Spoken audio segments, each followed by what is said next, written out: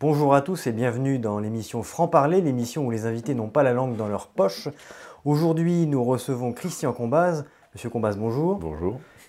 Je pense qu'avec vous, nous n'avons pas trop d'inquiétude à avoir sur la place de votre langue. Est-ce qu'elle est dans votre poche, dans votre bouche? Je n'ai pas trop de doute avec ça. Alors, on a eu une petite idée originale pour cet entretien, puisque je sais que vous êtes un amateur de l'intelligence artificielle, enfin de son usage. Très curieux. Voilà, un curieux, voilà, on va Oui. dire. Vous êtes un IA curieux. Et donc on a demandé à une intelligence artificielle, en l'occurrence c'est celle de Grok, de dresser un portrait, une petite biographie de vous. Donc je vais vous la lire, elle est courte, hein, vous n'allez pas vous ennuyer, et ensuite vous me direz ce que vous en pensez, puis on pourra partir effectivement sur l'échange. Christian Combaz, ou l'écrivain qui a décidé de jouer les ermites avec une plume trempée dans le vitriol et une calculette pour compter les hypocrisies du siècle.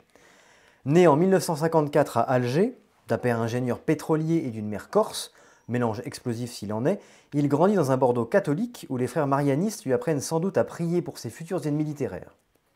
Très vite, il monte à Paris, passe par les jésuites du Trocadéro et les bancs de Sciences Po, où il croise Raymond Barre et Laurent Fabius, deux figures qui devaient déjà lui inspirer des pages grassantes sur la technocratie. Christian Combaz, c'est l'homme aux 1000 vies qui refuse de choisir. Romancier, journaliste, pilote d'avion, sculpteur, parapentiste et même directeur de centres culturels à Milan et Saragosse, des postes où il a probablement observé, horrifié, la promotion d'auteurs sans talent au nom de la bien-pensance subsidiée. Son premier roman, Messieurs, donc édité en 1979, séduit la critique avec une élégance mériméenne, selon Angelo Rinaldi, mais on sent déjà poindre chez lui une aversion pour les salons parisiens où l'on caresse les égos plus que les idées. Il préfère s'envoler, littéralement et littérairement, vers des horizons moins conformistes. Deltaplane à San Francisco, écriture à Hollywood, séjour en Russie et finalement une retraite, loin des bobos ricaneurs et des abonnés au Monde. Critique, oh, il l'est, jusqu'à l'os. Mais humoristique? Disons qu'il manie l'ironie comme un pilote son manche à balai, avec précision et un petit rictus en coin. Seulement voilà, Christian a un défaut. Il aime trop taper sur tout le monde pour qu'on sache vraiment où il se place. À force de pourfendre la pensée unique, il flirte parfois avec des zones troubles. Trop à droite pour les uns, trop iconoclaste pour les autres, peut-être trop à gauche, il finit par ressembler à un de ses personnages de Campagnol, un marginal qui s'amuse à regarder le monde s'effondrer depuis son village, un verre de rouge à la main. Alors, Christian Combaz, qui c'est? Un dandy rural? Un pamphlétaire volant? Peut-être un peu les deux. En tout cas, c'est un écrivain qui ne laisse personne indifférent. Un type qui, s'il n'existait pas, il faudrait l'inventer. Mais attention, il vous dirait que c'est déjà fait et que Dieu y a mis du cœur. Schopenhauer n'écrivait-il pas que la solitude offre à l'homme intellectuellement haut placé un double avantage, le premier d'être avec soi-même et le second de n'être pas avec les autres? Bon, cette citation semble vous aller si bien, monsieur Combaz, que je vous remercie d'avoir rompu votre solitude pour répondre à nos questions.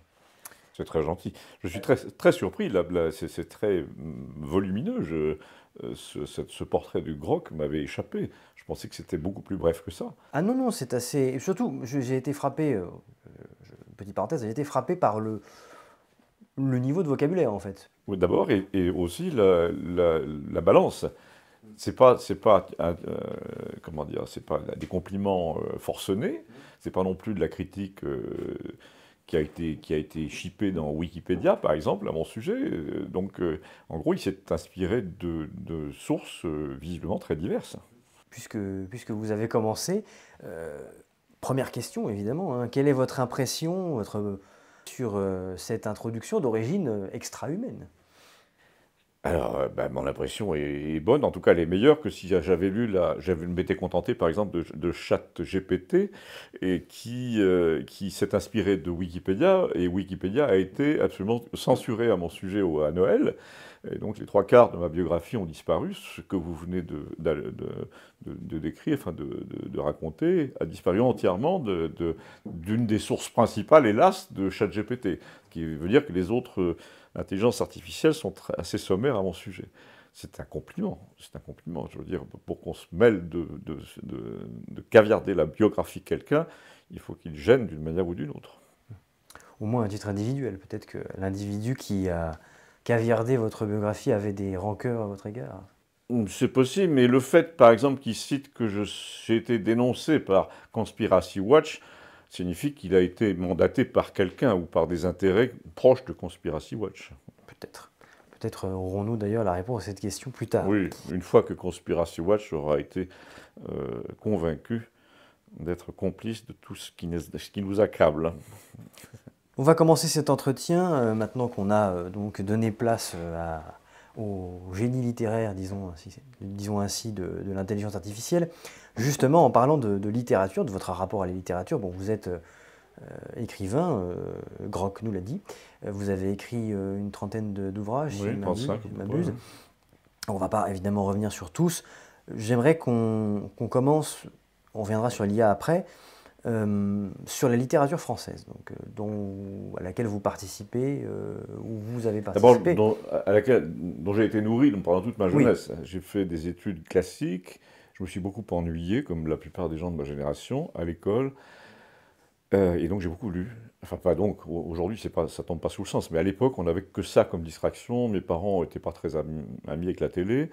Donc je n'ai pu la voir qu'à 14-15 ans. Donc c'est largement suffisant pour avoir pris le goût à la lecture bien avant, 7-8 ans. Je lisais, je me souviens, sous mes draps avec une lampe de poche, c'est vous dire. Et donc voilà, et en plus à l'époque, lire c'était quoi? C'était ce qu'on chipait dans la bibliothèque de ses parents. Chez les miens, c'était Mauriac et Bernanos. C'était ce qu'il y avait de plus moderne. Tout le reste, c'était bon. Et au collège, c'est pareil, on n'avait pas le droit à tout. Il y avait quelques grandes audaces comme Hervé Bazin, vous voyez, Vipère au point, mais c'est tout. Donc, à l'époque, c'était des enfances littéraires très banales. Le truc qui s'est passé, c'est que moi, j'ai tellement aimé ce cheval que j'ai chevauché assez tôt que j'ai voulu continuer à galoper, quoi. Donc j'ai négligé exprès mes études à Sciences Po, etc. Tous mes amis ont fait l'ENA. Et moi j'ai commencé à écrire dans les journaux, puis de la littérature extrêmement jeune. Donc j'étais encore étudiant. J'ai en plus fait les beaux-arts en même temps que Sciences Po, ce qui veut dire que je n'étais pas vraiment fait pour le droit administratif. Et donc voilà, je suis, en gros, si vous voulez, un résumé modeste, parce que je le suis essentiellement. Je suis un artiste, il n'y a aucun doute à ça. Je suis un artiste, je perçois les choses en tant qu'artiste. Je ne suis pas un analyste intellectuel, or j'en étais entouré.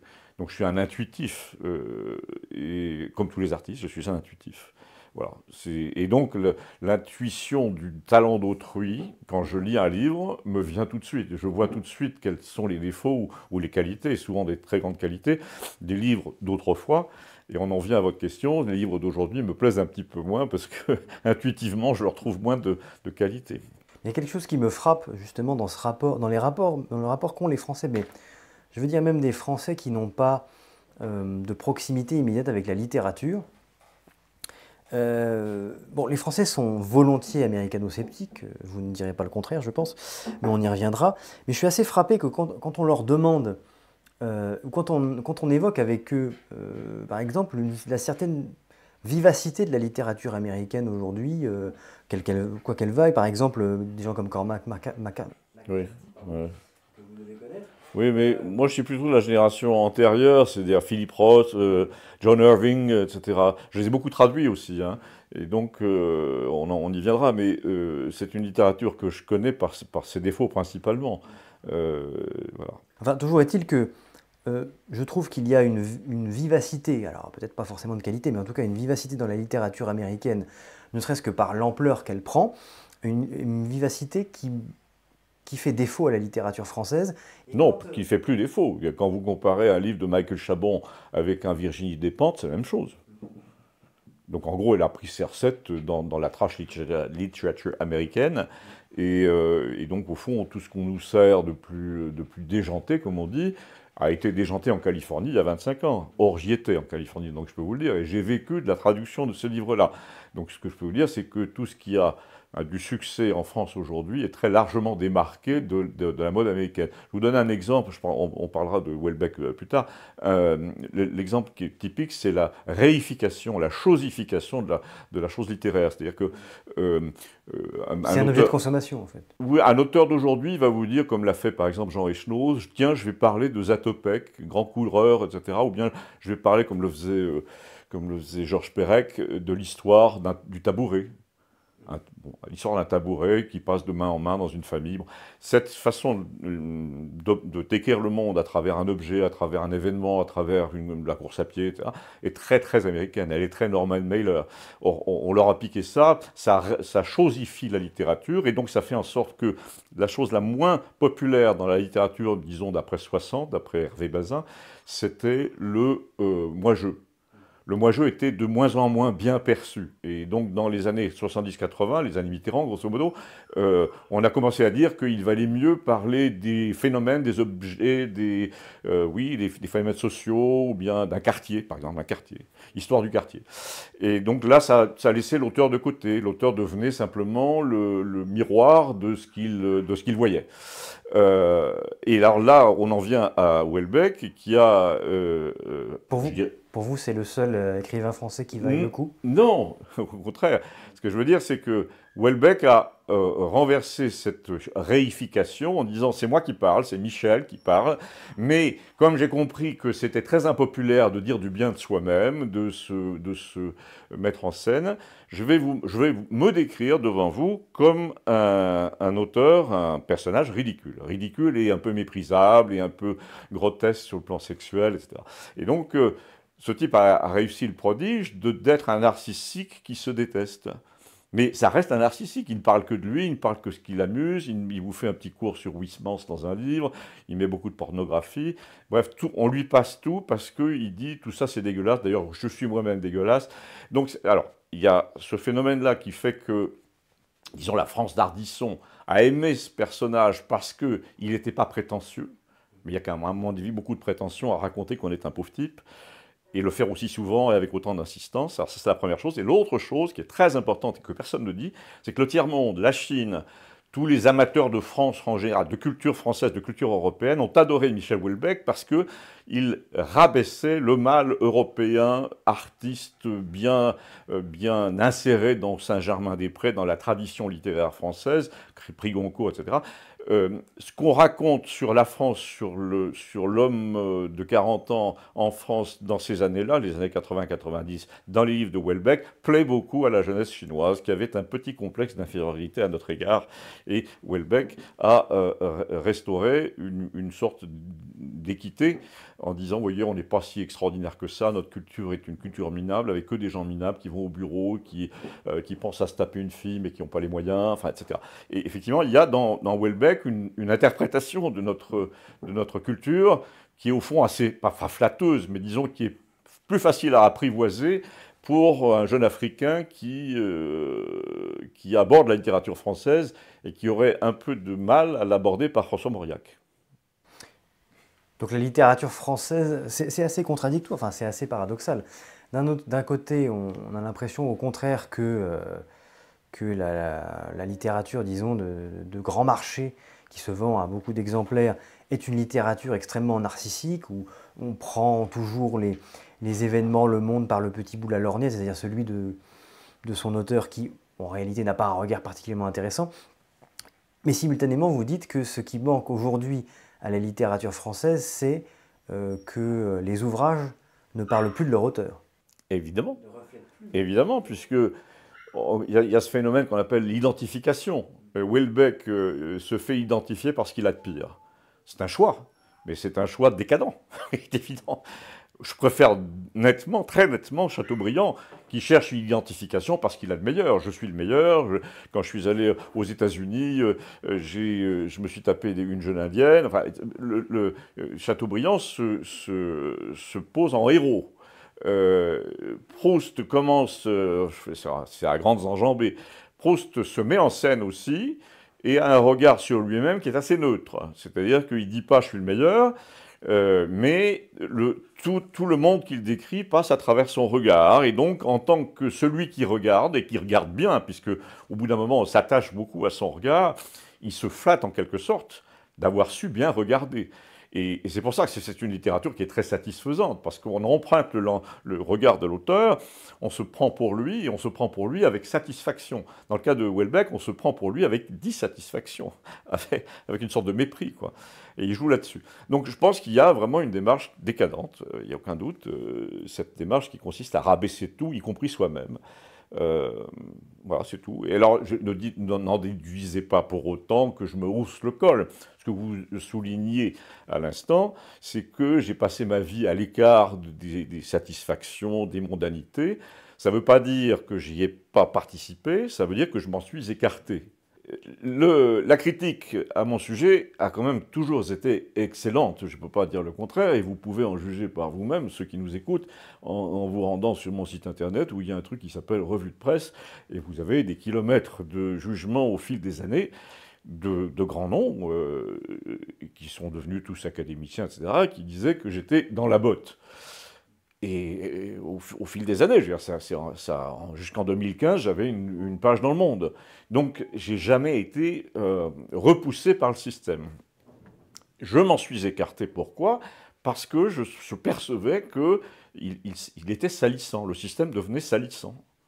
Et donc, moi, je pense que le fait d'habiter à la campagne, d'avoir beaucoup voyagé aussi, m'a préservé, m'a empêché de faire des sottises, comme d'aller, par exemple, sur le plateau d'Hanouna. Vous voyez, il y a quand même... Les tentations sont grandes. Quand votre éditeur vous laisse entendre qu'on ne vous voit pas assez à la télévision et qu'Ardisson vous invite avec un rappeur, vous dites qu'est-ce que je fais, etc. Je l'ai fait une fois. Évidemment, cette tentation, que je n'ai pas renouvelée, est très dommageable. Vous passez une soirée désagréable, les ricanements dans le public, parce que c'est des gens qui sont venus de la Seine-Saint-Denis derrière, laissent entendre que vous êtes un personnage réactionnaire et odieux. Comment s'appelle-t-il, Carsozon, on prend votre défense en disant laissez-le parler, c'est quand même très malin ce qu'il dit, hop, on coupe l'entièreté de la séquence, vous voyez. Donc le système est fait pour évacuer les gens dissidents, un peu tièdes à l'égard du système, c'est évident. Et donc, bref, pour résumer, je peux témoigner de ça. Contrairement à quelqu'un qui aurait vécu avec des petits éditeurs dans sa province près de Bordeaux et qui n'aurait pas abordé les rivages du Grand Bain, moi j'ai abordé les rivages du Grand Bain, j'ai crawlé dans le Grand Bain, j'ai voyagé pour le Figaro, j'ai été très copain avec... On reviendra sur votre carrière journalistique. Donc ce que je veux dire, c'est qu'il n'y a aucune espèce d'aigreur, c'est vraiment une conviction qu'il valait mieux s'écarter parce que ça salit, quoi, c'est tout. Vous n'avez pas été mis au monastère parce que vous étiez le fils cadet et que vous aviez des risques d'avoir des revendications sur le patrimoine, mais vous êtes entré, dans le monachisme volontairement, en fait. Enfin, dans le monachisme, c'était une question, bien sûr. Oui, parce que je vous dis, il y a vrai, spécialement dans ma génération, il y avait un danger de devenir banal. J'espère ne pas l'être devenu. D'ailleurs, le fait que vous consentiez à m'inviter peut prouver que je présente des particularités intéressantes. Vous êtes certainement beaucoup de choses, mais vous n'êtes pas banal. C'est le moins qu'on puisse dire. En fait, l'impression que donne le paysage, disons, littéraire et éditorial français, surtout, je parle de ce paysage médiatique, celui qu'on voit sur les chaînes de grande écoute notamment, l'impression que ce paysage donne, c'est celui d'un cercle fermé, c'est-à-dire en fait une forme de ghetto du Gotha où la production culturelle dite française est en fait une production bourgeoise faite pour la bourgeoisie française, alors que parallèlement, je grossis un peu le trait pour que vous puissiez rentrer dans le sujet, mais alors que parallèlement, aujourd'hui, la culture populaire, qualifiée comme telle, est laissée à l'abandon, largement ouverte à l'américanisation. Hein. Le restaurant populaire aujourd'hui des Français, c'est McDonald's. Oui. C'est pas le routier d'autrefois, c'est McDonald's. Et simultanément, la culture de masse américaine, c'est devenu la culture populaire en France. Pas uniquement, mais c'est largement le cas.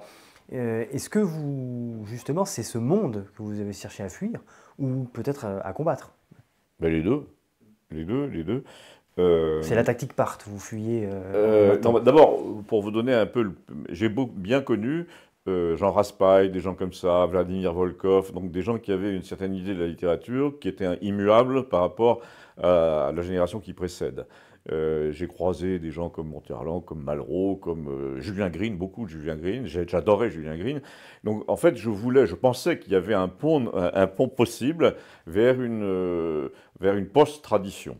une post-antiquité, si on peut dire, à défaut de modernité. La modernité dont vous parlez, celle qui est très américanisée, je l'ai toujours évidemment réprouvée et honnie, y compris comme, d'abord comme lecteur et surtout, hélas, comme traducteur, puisque ce qu'il faut savoir, c'est que quand j'avais 25 ans, que j'étais aux éditions du Seuil, que j'étais un jeune romancier très fêté, encore une fois, peu à peu, les livres de John Irving, les livres de Philippe Roth, etc., passaient devant moi systématiquement dans les colonnes de l'Express. Et donc, on finissait par s'habituer dans la jeune littérature française à ce qu'on dise dans le Nouvel Obs, par exemple, c'est-à-dire en général dans la presse de gauche un peu branchée, que les Américains, c'était mieux que nous. C'est mieux que nous, pourquoi? Parce que, bon, parce qu'il y avait quand même beaucoup de parties de fesses, beaucoup de scrupules un peu psychanalytiques sur la sexualité, des choses qui nous affectaient pas beaucoup. Moi, souvent, mes héros, moi, c'était des militaires ou des prêtres, et j'avais un côté quand même un peu Mauriac tardif, ou bien Julien Green. Bon. Et évidemment, ça passait de mode, puisque l'Amérique était en train de débarquer chez nous avec ses... Moi, j'appelle ça des gros sabots, hein. Et ces gros sabots, ça donne Virginie Despentes après 30 ans, ou quoi, après 40 ans. Et tous les gens dans la veine de François Nourricier, de Angelo Rinaldi, etc., ont été absolument marginalisés, lessivés par cette littérature que vous appeliez tout à l'heure efficace, pleine de vivacité, que moi j'appelle barbare, parce que voilà, Ce n'est pas contradictoire. Hein. Oui, bah, enfin, j'en ai traduit tellement que je peux vous faire un portrait robot, en fait.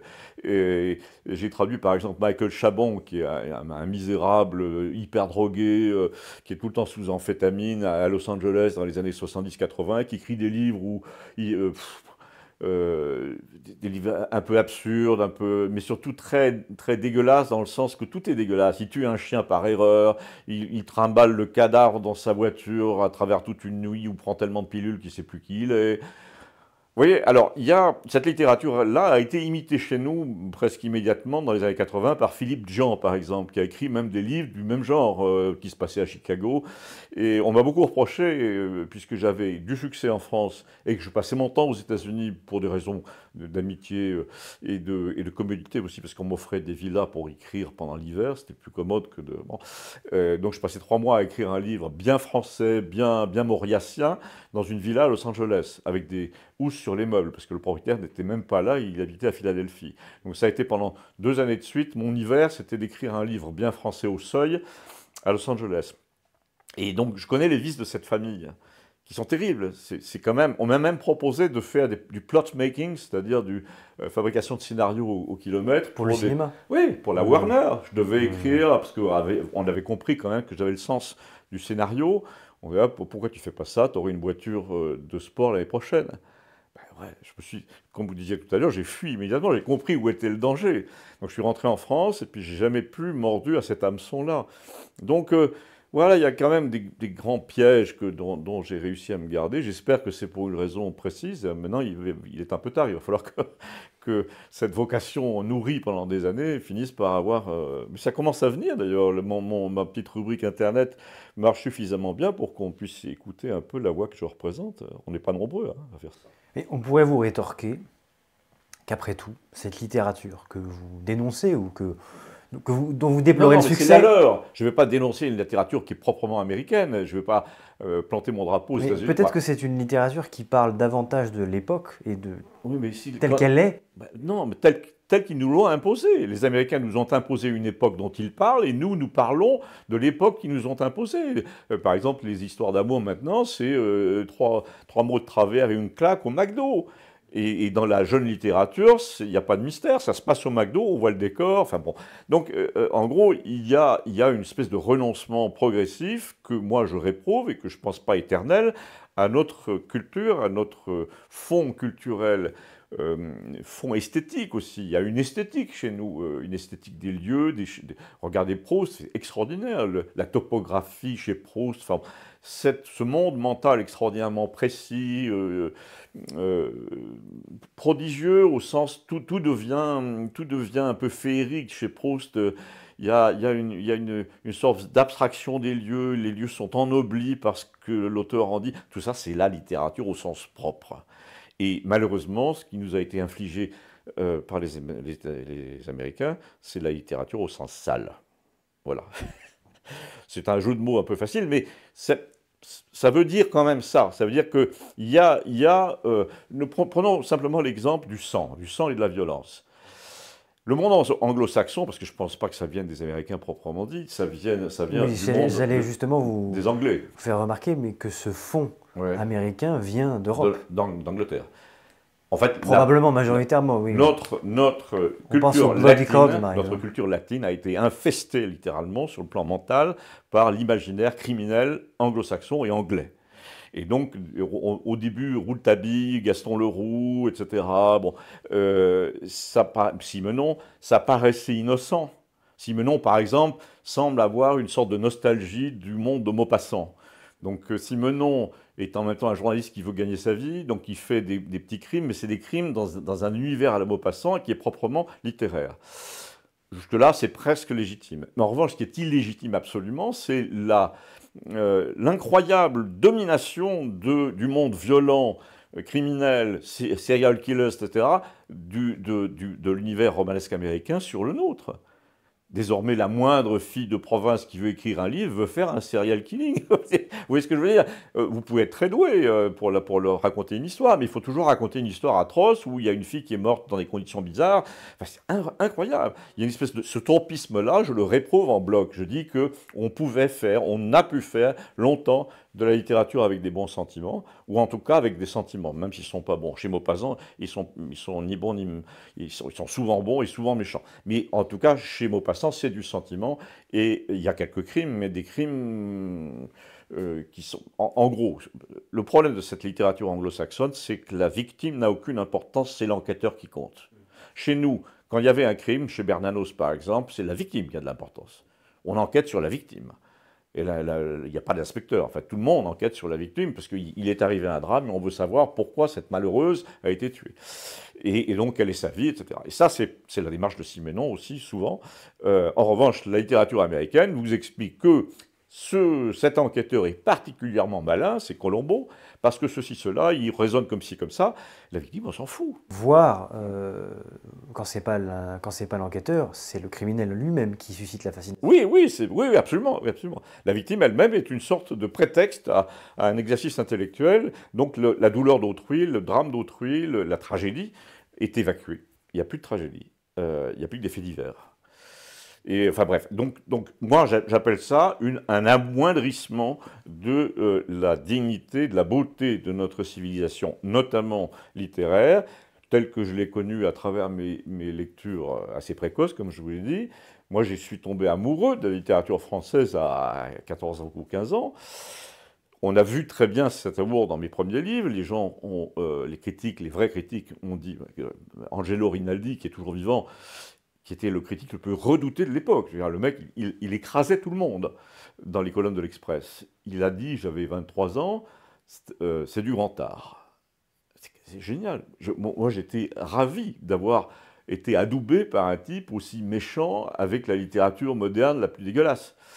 Malheureusement, c'est quand même...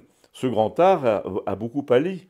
Et d'ailleurs, la façon même dont je parle va paraître un peu étrange, un peu solennelle à beaucoup de jeunes gens qui nous écoutent. D'ailleurs, j'ai subi ça récemment encore. En 2015, Le Monde m'a consacré une demi-page. Donc c'était assez... C'était la dernière, c'est ça? Pardon? C'était la dernière page que Le Monde vous... Oui, absolument. Le Monde m'a consacré une demi-page sous la plume d'un certain Florent Georgesco, qui passait lui non plus pas pour un béni oui-oui, et donc qui a été très, très gentil avec ce que je racontais, avec ma littérature. Il a trouvé le moyen de dire, évidemment, il y a ce problème du beau langage, c'est un peu trop bien écrit. Et j'ai entendu ça toute ma vie. Donc c'est fascinant. On voit bien, d'après la façon dont je m'exprime, que je ne suis pas un précieux. Il peut m'arriver de dire à un mec, etc. Mais j'ai un certain sens de la syntaxe, de la phrase, de ce qu'il faut dire. Dans ma rubrique, c'est ce que me disent les gens. Votre rubrique est assez parlée, mais elle est assez écrite aussi. Besoin de rester soudé. Ensuite, ça ne ressemblait pas à une famille éclatée qui passe d'un service social à l'autre. La menace dont elle me parlait, perdre la garde de ses 6 enfants, ne s'expliquait par rien de visible en tout cas. Donc c'est pour ça que j'ai voulu creuser. Et donc j'ai dit à mes amis du Novax Bar, c'était 2 jours après, j'ai parlé avec elle. Et ce qu'elle m'a dit au téléphone, on pourrait en faire un film, mais je me contente d'en faire ici une chronique, parce que ça m'a immédiatement rappelé qu'il y avait une grosse campagne en ce moment en train de se développer dans la presse française sur les services de l'aide sociale à l'enfance. Une campagne où on mettait en lumière, disons, les manquements, pour ne pas aller jusqu'à des accusations plus graves. Et j'ai dit, en tout cas pour les évoquer, ces accusations, je me garderai bien de le faire dans la première partie de ma chronique, celle qui est exposée aux robots qui réagissent sur mots-clés. Je n'ai aucune envie de me faire saquer pour avoir évoqué un point sensible et même ultra sensible. D'ailleurs, l'hypersensibilité des robots censeurs sur ce sujet est elle-même un aveu. Il y a anguille sous roche, il y a anaconda sous falaise, il y a visiblement des gouffres inexplorés, ignorés, qu'on veut nous laisser ignorer. Et donc, pour envoyer... Et donc, que les gens soient étonnés par ça prouve bien qu'ils n'en ont plus l'habitude. Et prouve bien que quelque chose est tombé dans notre univers mental. Ben, j'espère le maintenir, j'espère contribuer à maintenir cette beauté. Heureusement, il y a ces 1000 enregistrements sur YouTube qui disparaîtront pas. Les gens se les sont copiés, ça disparaîtra jamais, ça. Et je peux témoigner, y compris notre entretien, là, que une partie d'entre nous résistait encore. Y compris, là je le précise parce que ce n'était pas du tout prévu entre nous par l'entretien liminaire que nous avons eu, je suis très déterminé à témoigner de l'existence de cette France-là devant des candidatures éventuelles, comme Hanouna à la présidence de la République, ou en tout cas à la notoriété la plus scandaleuse. Ce sera ma dernière question, justement, oui, voilà. Sur la France dans 20 ans, dans 40 ans. Il faut savoir que nous sommes une opposition qui connaît et pratique les usages d'autrefois. Et que donc, les nouveaux venus comme Hanouna ne nous auront jamais. Et je serais très content de faire partie des chefs de file de ce mouvement qui dit non à Hanouna. Je prétendrai pas avoir votre culture littéraire, mais en revanche, je suis pas un érudit. Hein. Je partage avec vous votre souci de la langue, du langage, et effectivement de la disparition même de la langue. Et je voulais avoir votre impression sur le niveau moyen aujourd'hui de la langue parlée. Ben, ça fait comme on dit maintenant, donc vous voyez que je peux parler commun, je peux parler ordinaire. Ça fait très vieux con de dire les usages d'autrefois sont en train de se perdre, etc. D'abord, c'est vrai. Et ce qui me gêne le plus, ce n'est pas qu'ils se perdent, c'est au profit de qui ils se perdent, au profit des Américains. Ça me gêne beaucoup. Et heureusement, les Américains vont avoir un genou à terre dans les 10 prochaines années. Heureusement. Grâce auquel, et je fais partie de ceux qui pourront, j'aurai 80 ans dans 10 ans, de ceux qui pourront éventuellement tirer, pas gloire, mais fierté d'avoir permis le relèvement, quand les Américains auront vraiment un genou à terre, on s'apercevra que tout était, pas dégueulasse, mais tout était douteux chez eux. L'aspiration culturelle basée, je vous l'ai dit, sur la violence et sur le sang, qui nous inflige commercialement depuis trop d'années pour qu'on ne s'en aperçoive pas. Moi, il me déplaît de voir une jeune fille de 17 ans qui ne lit que des merdes dans le genre Stephen King. Ça me déplaît. Je pense qu'elle aurait pu lire Le Grand Maulne. Mais non, elle ne le lit pas. Pourtant, elle dit « Oh, je suis une grande lectrice ». Quand vous allez dans les foires, les vide-greniers de mon petit pays, là, au mois de juillet, vous regardez les piles entières de livres parmi les poussettes et tout ce qu'on vend sur le trottoir. La plupart, c'est de Connolly, Stephen King, Corben, enfin tout ce qui est dégueulasse, quoi, les tueurs en série, dont s'inspire d'ailleurs, c'est là que je voulais le mentionner, dont s'inspire Bernard Fixot, un personnage qui représente extrêmement bien notre époque de soumission à l'Amérique, puisque après avoir gravi les échelons chez Hachette, il devient directeur de chez Lafon. Il devient animateur d'une sorte de modernité qui veut épurer les classiques, puis ça ne marche pas trop, donc il fait plutôt du best-seller. Et puis ce best-seller se dirige immédiatement vers le sanglant le Meurtre en série, le Bernard Minier, tout ça. Et puis, la plupart de ces livres se passent à Central Park, même Guillaume Musso, tout ça, c'est toujours une fille qui s'appelle Carter qui rencontre un mec qui s'appelle Parker. Et ben oui, à Brooklyn, le mec a toujours l'air énigmatique, la fille a toujours l'air mystérieuse. Vous voyez ce que je veux dire? Il y a tous ces clichés américains nous sont infligés de manière frontale. Et alors, sur quel genre d'empire règne Bernard Fixot en faisant ces livres qui se vendent des milliers, des millions? Eh bien, sur un empire américain. Car je suis allé le voir dans ses bureaux au 63e étage de la tour Montparnasse, où ils sont 4 à l'américaine. C'est comme un type qui pilote une usine automatique. Donc ses bureaux avec des vitres fumées dominent tout Paris. Il est sans arrêt au téléphone avec Los Angeles où il a un bureau. Et il habite plus ou moins à Central Park. Et le complément, la cerise sur le gâteau, c'est qu'il a épousé la fille du président de la République. Donc on a vraiment là une histoire à la Roald Dahl, vous savez, un peu comme dans Charlie et la chocolat. La fille de quel président de la République? Giscard d'Estaing. Ah oui. C'est une histoire à la Roald Dahl. Le mec en question est devenu une espèce de ponte de l'édition française en enfilant soigneusement les soquettes américaines, le pantalon américain, tout. Il a toute la panoplie. Sauf peut-être le succès aux États-Unis, puisqu'il n'a pas réellement crevé le plafond là-bas. Ça aurait été la consécration. Ça va peut-être venir. L'élection en Terre Sainte. Voilà. Vous avez, à plusieurs reprises, souligné, disons, votre combativité, en tout cas votre envie de continuer jusqu'au bout à combattre cette influence que vous estimez néfaste, voire même délétère. Mais vous l'avez fait d'ailleurs, puisque vous avez eu une carrière journalistique qui n'est plus, à ce que je sache. Qui s'est heurté à ce que je vous dis. Cette fois-ci, vous êtes parti ou on vous a là, on m'a écarté. Pour résumer, j'ai commencé Vous étiez à Valeurs Actuelles. Alors, Valeurs Actuelles, effectivement, ils ont commencé à comprendre que j'étais bien trop mauriacien ou berlin-lossien et que j'aimais pas beaucoup le libéralisme américain pour des raisons morales, hein, pas... Et donc, peu à peu, ils m'ont écarté. Les gens qui me donnaient des livres à traduire, c'est pareil.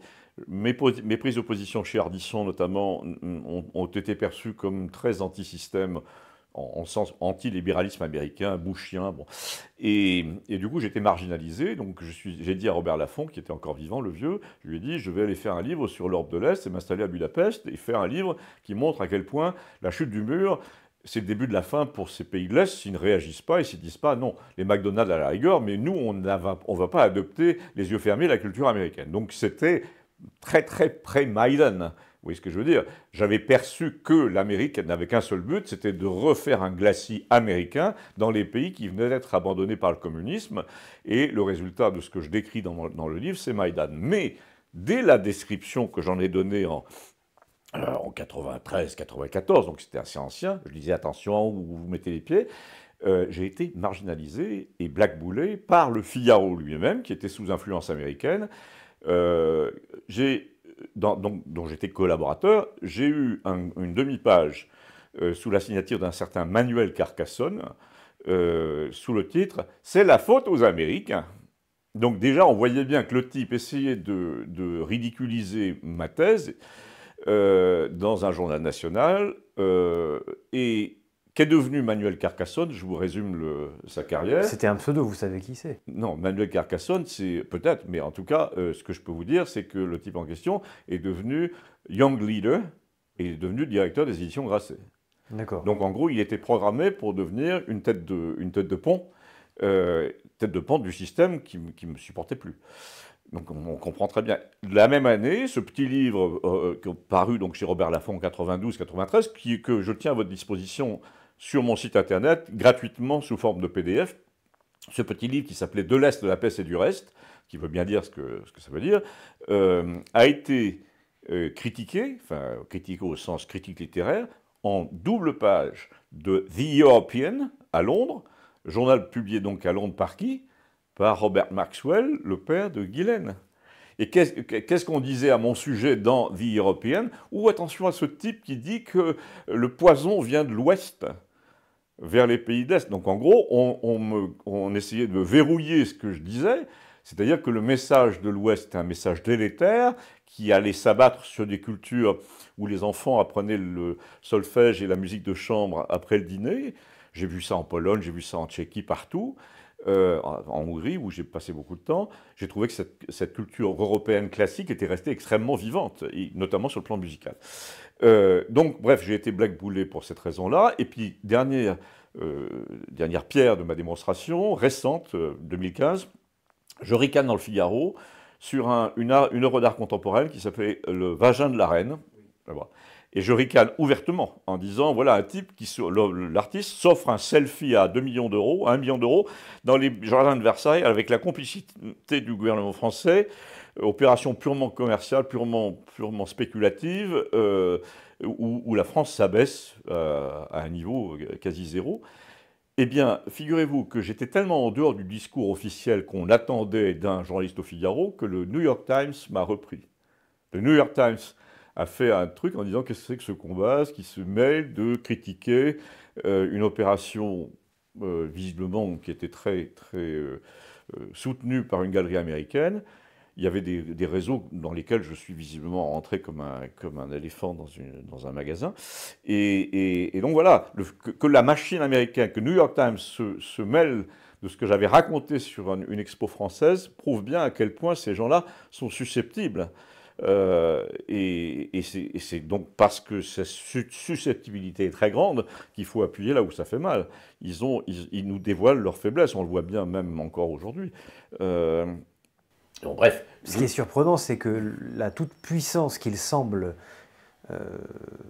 faire preuve pourrait les laisser penser que, après tout, bon, c'est rien. C'est une pauvre critique dans un journal. Ah ben oui, on est bien d'accord, on est bien d'accord. C'est en aucun cas un danger pour eux. Ah, absolument. Et effectivement, et donc vous avez dans des films de Chabrol comme ça un type qui débarque dans sa province, est bien avec tout le monde, avec le notaire du coin et tout, puis il dit un truc qui déplaît à cet univers extrêmement verrouillé, extrêmement connivant. Eh bien, j'ai souvent eu l'impression que le monde des pro-américains dans les élites parisiennes était très connivant autour de l'Amérique et que tous les gens qui s'écartaient du discours officiel souhaitable devaient être écartés eux-mêmes. Et je l'ai été. Donc avec votre passé journalistique et vos propres difficultés, vos déboires, disons, avec le Figaro, avec Valeurs Actuelles, le fait que vous ayez été remercié, hein, de manière... Écarté poliment. Oui, oui, poliment, oui. Est-ce que vous êtes une victime d'une montée... Enfin, je ne veux pas vous présenter comme tel, mais non. Est-ce que vous faites partie des victimes, ou du moins des gens qui ont souffert de la montée progressive d'une tendance à la censure ou des atteintes à la liberté d'expression, ou est-ce que c'est plus pernicieux que ça? Est-ce que c'est une forme de... C'est le réseau de l'autocensure, c'est-à-dire que chacun s'autocensure, vous avez raison. Chacun se contrôle et finalement on ne dit rien. Ce qu'on m'a reproché à mot couvert, c'était de ne pas m'être autocensuré suffisamment pour continuer à faire partie du jeu officiel. Et ce qui passait par l'approbation d'un certain nombre d'opérations américaines. En 2014, il aurait fallu que je dise que les accords de Minsk, c'était de la foutaise et que les Russes étaient des très méchants. Et donc, d'abord, je ne me suis jamais beaucoup occupé de ça, mais à chaque fois que j'ai dû prendre position culturellement, hein, je le précise, sur quelque chose, c'était par exemple pour avoir dit que, vous pensez, que l'Irak, la culture irakienne avait été lessivée par l'Amérique. Ça maintenant tout le monde le dit, mais à l'époque il ne fallait pas le dire. Et que donc, au fond, on avait, nous, en Europe, à cause de la pression économique, on avait quand même une vocation, si on ne réagissait pas, à devenir des victimes culturelles de ce monde qui était dévorant. On le voit bien, puisque... je pense depuis toujours, depuis longtemps, que par exemple le sort de gens comme Omar Sy, comme beaucoup de nos cinéastes qui sont allés faire un film là-bas, Louis Malle, etc., est entièrement prévu par la CIA ou par ces gens-là. Même le destin américain de Lynn Renault était probablement très favorisé par ces gens-là, qui se sont dit, bon, bah, elle coûte quand même beaucoup moins cher qu'une campagne de renseignement et d'influence par le lobbying à Bruxelles ou ailleurs. elle nous fait le boulot gentiment avec le sourire, voilà. Et donc, effectivement, Lynn Renault a joué ce rôle de promotrice des valeurs américaines pendant 3 décennies. 4, en allant directement avec son petit micro chez les Horseman Brothers dans l'Utah, etc., en nous faisant l'article littéralement sur le mode de vie américain. Elle a parrainé l'installation à Los Angeles de la plupart de nos stars, Bruel, Johnny, enfin bon. Donc elle avait vraiment cette fonction d'huile dans les rouages d'une machine qui n'était pas réglée chez nous, mais plutôt aux États-Unis. Et c'est le cas, parce que j'ai vécu dans plusieurs pays, en Italie, en Espagne, la plupart des pays européens ont subi le même genre d'influence, et les stars espagnols qui vont faire carrière à Hollywood sont l'équivalent de Omar Sy ou de Danny Boone, ou de Christophe Lambert, enfin tous ces gens. Donc en fait, on a en gros, la France a lâché du lest culturellement et s'est laissé embobiner, il n'y a pas d'autre mot. Alors, je vous avoue que j'imaginais absolument pas Lynn Renault en tant que rabatteuse, mais... Si, c'est évident. Maintenant, l'image me plaît beaucoup, avec son fusil de chasse, etc.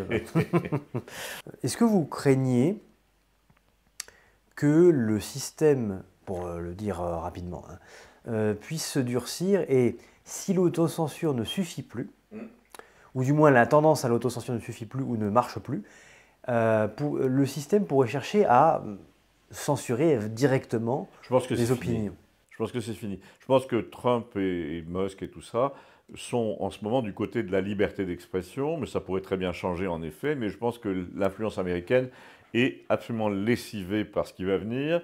Alors moi, je prête à l'un de mes personnages qui s'appelle Léon dans ma rubrique internetienne et qui est un peu devin sur les bords, l'intuition que l'Amérique va tomber à genoux pour des raisons qui sont dues notamment à son poids. Son poids est trop grand comme les dinosaures, il ne pouvait pas trouver de la nourriture assez. Eh bien, c'est un peu pareil pour les États-Unis. Leur poids est trop important, ils sont en plus obèses au sens propre. Oui. Et donc, ils vont devoir se replier sur eux-mêmes. C'est ce que Trump d'ailleurs annonce. Hein. Trump dit non seulement je suis en guerre en fait contre les ennemis de l'Amérique, mais les ennemis de l'Amérique, c'est son propre poids, sa propre lourdeur au premier chef.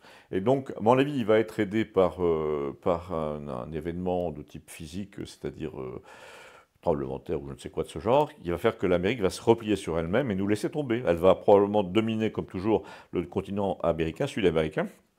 Et l'Europe va devoir trouver elle-même les moyens de sa subsistance ou de son influence, ou des deux. Et donc, je pense que la Russie va habilement proposer, par exemple, à des pays en faillite comme le nôtre, d'adosser notre monnaie, un franc retrouvé, par exemple, à la monnaie russe. C'est tout à fait envisageable. Si le rouble continue de s'apprécier comme il le fait en ce moment, ça va devenir une monnaie de référence. Et si Poutine dit, à condition que la France remplisse cette condition et celle-là, elle peut compter sur notre soutien. Voilà, ça veut dire que les investisseurs vont recommencer à faire confiance à la France pour acheter des obligations, par exemple, et ça suffit et éventuellement à rétablir un pays si les élites, si les élus sont capables de le faire. Ça reste une autre paire de manches, parce que les gens capables de le faire, vous en avez plein, ce qu'on appelle la presse alternative, les émissions comme la vôtre. Tous les gens qui s'expriment comme moi, mais je ne suis pas le seul à m'exprimer convenablement, Idriss Aberkane, Rougeron, les deux étant des puits de science, c'est-à-dire Rougeron, il lit un livre par jour. C'est des gens qui, s'ils étaient associés à la marche des affaires, seraient d'une efficacité redoutable si on les compare à Moscovici. C'est pas très difficile, car la sienne est nulle. Donc, je veux dire, si le personnel qui est en ce moment, qui ronge son frein, qui est dans tous les médias alternatifs, pouvait arriver aux affaires littéralement, je pense que la France changerait de visage en 2 ans. Et ne laissons pas justement les battleurs dans le genre Hanouna faire du Trump à notre place. D'abord, la gestion à la Trump, à mon avis, n'a pas grand avenir parce qu'elle indispose les gens, surtout en Europe, où nous sommes très sensibles à la vulgarité en général. Et donc, particulièrement en France, le personnage est trop fantasque, Oui. trop vulgaire, trop obscène. En même temps, comme je parle suffisamment l'anglais pour vous dire qu'il est très drôle. Il a beaucoup de qualités à la Coluche. Ses réunions publiques sont très amusantes. Et donc, il faut compter avec ça. On a fabriqué des monstres télévisuels, par exemple Hanouna. Hanouna est beaucoup moins drôle, mais alors vraiment beaucoup moins que Trump. Trump sait manier une espèce d'humour un peu dédaigneux, etc. Alors qu'Hanouna n'a aucun humour. D'abord, comme tous les gens qui sont obsédés par eux-mêmes, il n'a aucun humour. Donc, ce que je pense, c'est que le personnage est très dangereux, puisque là, il aspire visiblement à une carrière publique à la Trump. Il va probablement essayer de former un mouvement ou le diriger, on ne sait pas, pour les élections présidentielles de 27. Et donc, il faut absolument, et ça, je serais très content de faire partie des gens qui dirigent ce phénomène de résistance, il faut absolument rappeler que nous sommes nombreux à avoir un sens, disons, de la nation qui vient de loin, qui vient d'une culture, qui vient d'une pratique, qui vient d'une réflexion personnelle. Je vous disais tout à l'heure, hors antenne, si j'ose dire, que j'avais jamais eu de voiture neuve. Hanouna, si. Et même, on les connaît. Hein. Et puis, c'est des voitures à 50 briques. Donc, voilà. Et encore, vous êtes gentil. Oui. Bon. Donc, le problème, il est là. C'est que, est-ce que la France a besoin de ce genre de personnages extravagants dans la vulgarité, dans la suffisance, pour continuer à avancer? Moi, je pense que non, elle n'avancera pas. Elle n'avancera pas. En plus, le peuple français, au fond, il reste assez malléable. Il y a quand même plein de gens qui ont une sorte de nostalgie d'une certaine élégance d'expression et de pensée, et surtout de pensée. Parce qu'on peut très bien parler comme un livre et penser mal. Il y a quand même des gens, Emmanuel Todd, plein de gens qui réfléchissent bien depuis longtemps et qui ne sont pas très sensibles à la pression de la foule, quoi. En gros, jamais eux, ils seront sensibles à plutôt Barabbas que Jésus. Vous voyez. Voilà.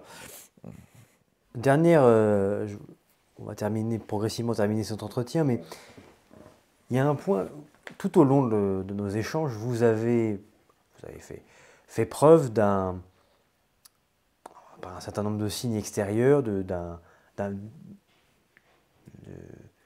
d'une tendance très forte chez vous à la réaction. Vous êtes réactionnaire, en fait. Évidemment. Bon. Vous ne Mais le niez pas. celui qui est assis sur une plaque chauffante et qui se lève est réactionnaire aussi. Oui, mais au sens strict, dès lors qu'en fait on est dans... en réalité, il y a même beaucoup de choses, même dans l'américano-scepticisme des Français qui relèvent de la réaction, disons, instinctive, puisqu'on est un peuple très américano-sceptique au mieux, américanophobe au pire. C'est probablement une de nos qualités les plus remarquées. Déjà, ça vient de la rivalité avec l'Angleterre. Oui. Hein, parce qu'on reconnaît l'affiliation. Hein. Les Anglais, on les a subis longtemps. Mais ce qui est frappant chez vous, c'est que vous êtes réactionnaire et vous le revendiquez, vous l'assumez. Ce qui ne vous... Enfin, à mon sens, mais vous me direz que si vous êtes d'accord, ce qui ne fait pas de vous quelqu'un de nostalgique. C'est-à-dire que vous admirez le passé sans cracher sur le futur. Dans le sens où vous vous êtes approprié tous les artefacts issus du progrès technique. Alors on a parlé de l'IA plus tôt, mais vous avez évoqué hors antenne le premier Macintosh, donc les ordinateurs personnels. Vous vous appropriez tout ça, vous faites du parapente, vous êtes motard, il me semble. Enfin, en fait, vous n'êtes pas... Non, je ne suis pas un intellectuel en chambre. Voilà. Et d'un autre côté, je me pose la question parce que vous avez évoqué Houellebecq. Houellebecq qui parle beaucoup de Lovecraft, l'auteur américain des années 30, qui au fond n'est pas né au bon siècle puisqu'il fantasme, disons, une Nouvelle-Angleterre des années 1840, 1850. J'ai pas l'impression que ce soit votre cas. Non, mais surtout, Lovecraft, comme Houellebecq, est absolument terrifié par ses propres démons. Lovecraft a quand même produit des monstres. Ça me rappelle le film La planète interdite de 1954, qui est l'année de ma naissance, où les astronautes échoués sur une planète sont dévorés par des monstres. Et en fait, on s'aperçoit au fil du film que les monstres en question ne sont que leurs propres fantasmes, qui ont une projection dans le physique. Eh bien, c'est un peu pareil pour Houellebecq. Houellebecq va mal finir parce qu'il va s'auto-punir. Il est dominé, il est hanté, voilà, par un réel qui devient de plus en plus distordu, un peu comme sous LSD. Donc il y a un moment où sa modestie, sa timidité vis-à-vis d'un réel méchant, d'un réel dégueulasse, etc., va devenir une terreur. Et donc voilà, ça j'essaie de m'épargner ce genre de terreur, parce que nous sommes nombreux quand même à avoir un discours organisé, un discours qui n'est pas un discours hypersensitif sur ce qui se passe. Houellebecq, rien que la façon dont il se comporte en société, ce côté un peu frileux, un peu tremblant, un peu qui se méfie d'autrui, qui veut rester dans son coin. Il y a un côté qui est incompatible avec la modernité, avec le fait d'avoir confiance. Moi, j'ai confiance en l'intelligence artificielle qui n'est rien d'autre que la nôtre.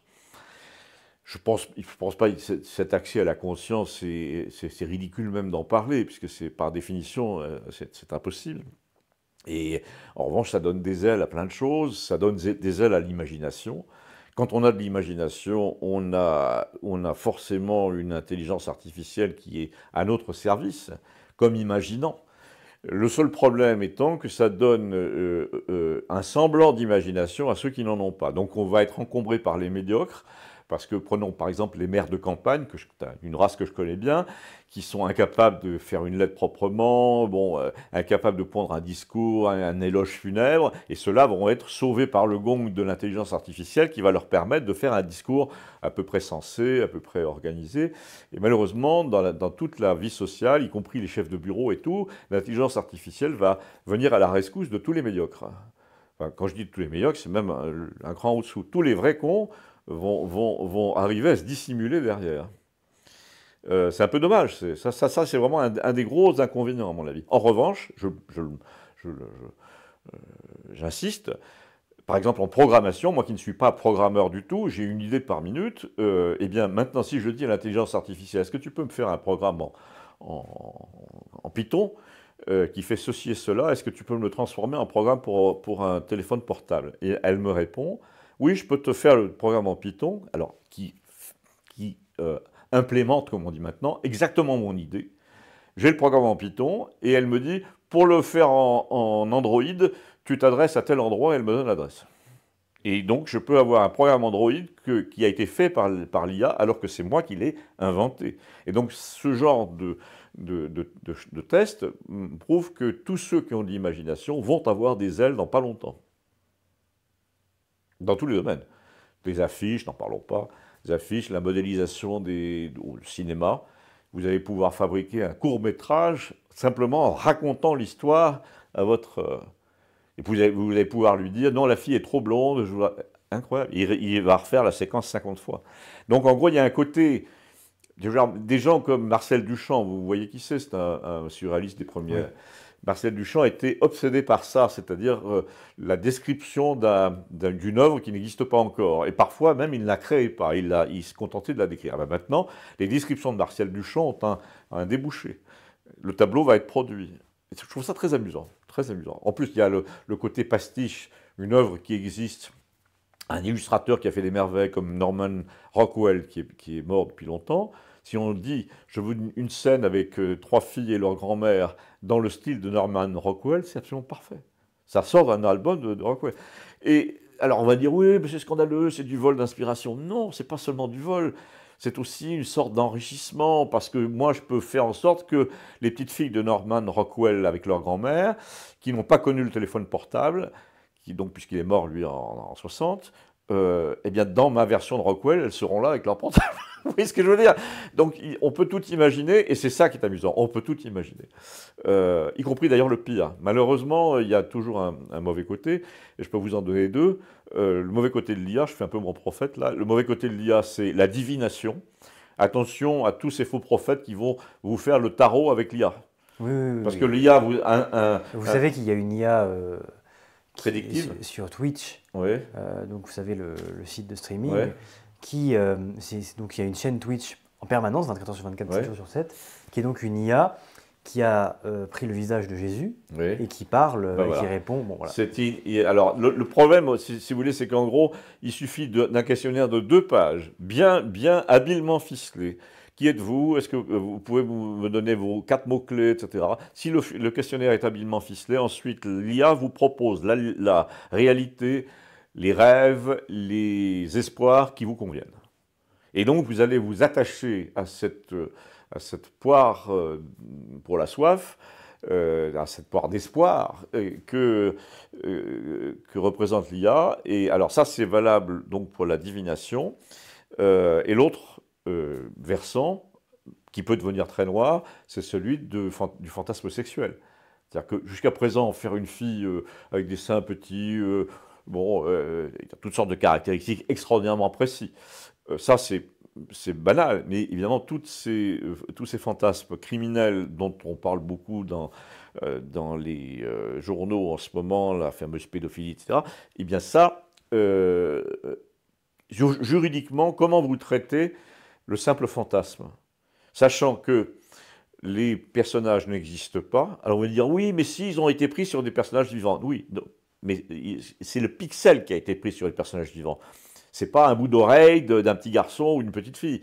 Donc, en gros, c'est des pixels qui se souviennent d'avoir été une partie d'un petit garçon ou une petite fille. Et donc, quand ils se rassemblent, ils créent un personnage qui n'a jamais existé, qui s'inspire de choses qui ont existé, comme des atomes créent un nouvel être humain. Enfin, des atomes, des molécules, des cellules créent un nouvel être humain. Donc, il y a un côté, véritablement, dans l'IA, à la fois passionnant et terrifiant, qui est la création quantique. C'est la rencontre entre une intention qui est la vôtre, je souhaite voir tel personnage, des choses qui ont existé, des atomes de choses qui ont existé, qui tout ça se réunit à votre intention, et donc votre intention est créatrice comme on crée une particule à partir d'une onde. Vous êtes au courant de cette fameuse... voilà. Oui. Donc en gros, on fait advenir un réel qui n'a pas existé avant, et on le fait advenir. Alors c'est un réel pour l'instant purement visuel, purement audiovisuel, mais il y a quand même un gros problème moral. On fait advenir des choses qui peuvent être extrêmement laides.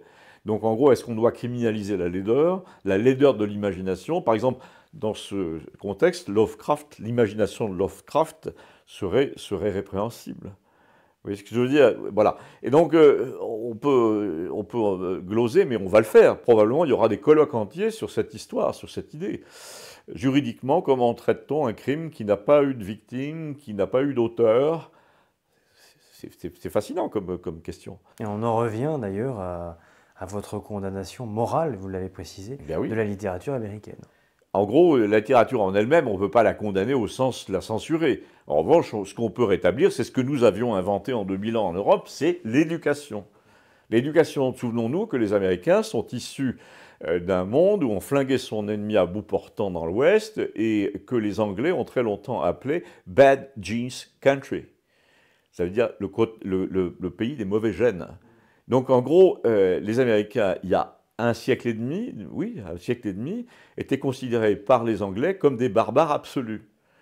Et ben voilà, ils ont essaimé, ils ont conquis le monde, avec leur barbarie aussi.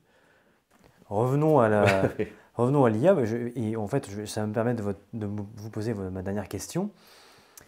Vous êtes, et c'est rare chez nos invités, vous êtes probablement le plus réactionnaire de tous les invités qu'on ait eus, mais vous êtes aussi un des plus optimistes. Ben oui. Vous avez foi, en fait, au fait que la France s'en sortira. Alors, avec ou sans l'IA, bon... Je crois à l'éternité de la morale. Je crois à l'éternité de la morale, je crois à la communion des saints, ça c'est très catholique, à la communion des morts. Je crois que l'identité française, l'entité française, a un poids historique et qu'il y a des intentions dans l'au-delà, dans notre histoire, qui pèsent sur notre présent. Ces intentions, nous les subissons, interprétons au sens qu'on interprète un chant. Et donc, je pense que le pays ne peut pas mourir, ne peut pas tomber à genoux trop profondément parce qu'il va être relevé d'une manière ou d'une autre par les gens qui ont tant sacrifié à ce que nous sommes, pour que nous devenions ce que nous sommes, que nous ne pourrons pas déchoir au point de les décevoir. Et donc, voilà, ils vont s'arranger pour que les gens qui nous déçoivent, eux, en ce moment, the big M, finissent par chuter de leur leur logique et la logique de la chute. Il est évident que quand on voit le comportement de celui qui nous accable en ce moment, il ne peut que chuter. C'est programmé. Son discours est un discours de la chute future. Et il nous reste à rester intact dans la chute, dans sa chute. Parce qu'il va vouloir abîmer tout et tout le monde autour de lui. Ça me paraît l'évidence. Mais je pense que là encore, la Providence a une sagesse que j'attribue à mes personnages de Campagnol. Je vous renvoie à Campagnol, parce Oui, que on mettra pour les gens qui ne connaîtraient pas, je fais depuis 7 ans, une chronique donc sur Internet où il y a 1000 numéros maintenant. Et en avril 2017, je disais, ne votez pas pour ce type. Il va vous écraser, il est fait pour vous marcher dessus. Vous retrouvez le passage sur Internet facilement. Le titre du sujet YouTube, c'est l'aile ou la cuisse de Jupiter. Parce que je faisais un parallèle entre notre ami et le personnage de l'affreux Tricatel dans l'aile ou la cuisse, qui à la fin essaye de faire passer Coluche et son père Funès dans la machine à saucisses parce qu'ils ont découvert son système de production de la nourriture complètement industrialisé. Et donc ils n'hésitent pas à ordonner la mort de ces deux contradicteurs. Malheureusement pour lui, le micro est resté ouvert et donc il est confondu à la dernière scène du film par ça. Et je pense que notre ami, le micro va rester ouvert d'une manière ou d'une autre, là. C'est dommage parce que rester intact durant la chute aurait fait un très bon dernier mot, mais très petite question justement. Comment vous voyez la France? Comment voyez-vous la France alors vous prenez l'échéance qui vous conviendra le mieux, mais 20, dans 40, dans 60, dans 100 ans, la France dans un siècle, comment est-ce que vous la voyez? Est-ce que vous la voyez toujours? J'ai compris que oui, mais à quoi elle ressemblera-t-elle, à votre avis? Un peu à un musée, mais pas seulement. Nous sommes un pays extrêmement varié sur le plan physique. On a à peu près tous les paysages de la Terre. Je sais, puisque je me suis promené pas beaucoup. Vous avez l'équivalent des fameuses montagnes bleues d'Australie dans le sud de la France. Enfin, nos côtes sont l'équivalent du Cap de Bonne-Espérance. Enfin, on a à peu près tout. Donc on a non seulement ça, mais également, et ça, je viens à ça qui était mon vieux thème. D'ailleurs, je renvoie les gens à un sujet sur YouTube qui s'appelle l'Europe des seins nus sous les balcons. C'est une petite conférence de 20 minutes que j'ai faite il y a 4-5 ans et qui résume un peu mon propos. L'Europe ne peut pas mourir parce que l'Europe possède un code génétique qui est impossible à écraser. Et parce que c'est en 2000 ou 2500 ans, nous avons fabriqué une civilisation qui se reconnaît entre elles, de la Finlande à la Sicile, qui a des valeurs communes et que l'on voit sous tous les balcons. Et cette civilisation est assez extraordinaire pour avoir fait la part belle à la sensualité, à la poésie, aux arts plastiques, à Michel-Ange, etc. Et en même temps à l'industrie, au chemin de fer. On est le continent qui a réussi cette symbiose. En 1880, par exemple, on avait réussi la symbiose parfaite entre l'industrie, les manufactures et la beauté de la peinture, de la musique, de Debussy. Cette culminance en 1880, c'est l'Europe. C'est ça qu'elle était prévue, programmée pour être, pour devenir, et programmée par quoi? Par ces gènes, qui sont des gènes culturels, assez cohérents, culturels et d'intelligence en général, assez cohérents, et qui ont été bâtis, ces gènes, en fait, les gènes sont sensibles au milieu, comme vous le savez.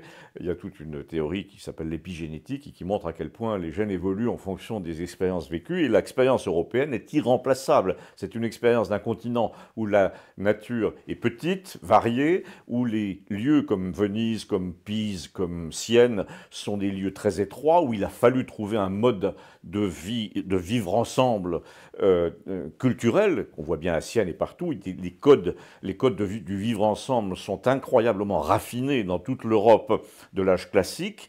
Eh bien ça forme des cerveaux qui se débrouillent pour imaginer des solutions dans un univers contraint. Vous comparez à l'Australie, à tous les pays de conquête comme l'Amérique américaine, la conquête de l'Ouest, sont des gens qui, quand ils ont un problème avec leurs voisins, ne le règlent pas par des codes, ils vont planter, et éventuellement ils tuent le voisin, ils vont planter leur piquet ailleurs. Donc c'est le contraire de la civilisation. Et ce que je dis, c'est que l'Europe qui s'est bâtie pendant 2 millénaires sur ce surcodage, cet extraordinaire raffinement, précision du droit, de la manière de peindre, de calculer, de faire de la musique, tout ça est irremplaçable.